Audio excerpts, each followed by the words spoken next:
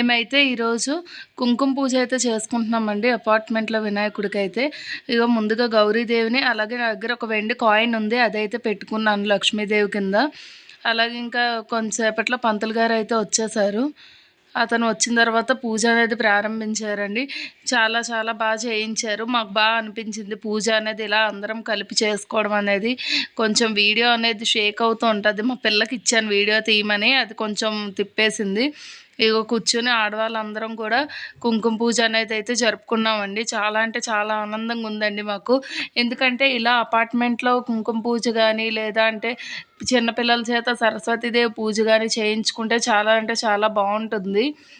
మా అపార్ట్మెంట్లో అందరం కూడా చాలా అంటే చాలా సరదాగా జరుపుకున్నామండి. అలాగే రకరకాల పిండి వంటలన్నీ కూడా తీసుకుని వచ్చి దేవునికైతే నివేదన అయితే చేసుకుని మేమందరం కూడా అక్కడే భోజనాలు అవన్నీ చేసేవాళ్ళం.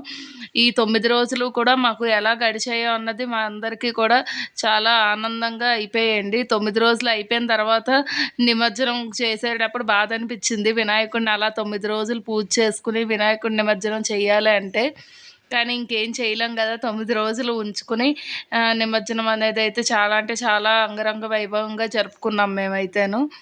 సో, కుంకుమ పూజ అనేది బాగా చేసుకున్నామండి. అందరు ఆడవాళ్ళు కూడా అటెండ్ అయ్యారు కుంకుమ పూజకైతే. మా అపార్ట్మెంట్‌లో ఉన్న మొత్తం లేడీస్ అందరూ కూడా వచ్చారు కిందకి.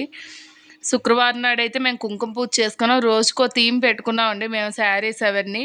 సో, కుంకుమ పూజ కదా అని మెరూన్ అయితే పెట్టుకున్నాము. అమ్మవారికి కూడా చాలా ఇష్టం కదా ఆ కలర్ అంటే. అందుకని చెప్పి మెరూన్ కలర్ అయితే కట్టుకున్నాము మేమందరం కూడా. మీరు కూడా ఈ వ్లాగ్‌ని చూసి సపోర్ట్ చేయండి నాకు కూడా. ఓకే అండి.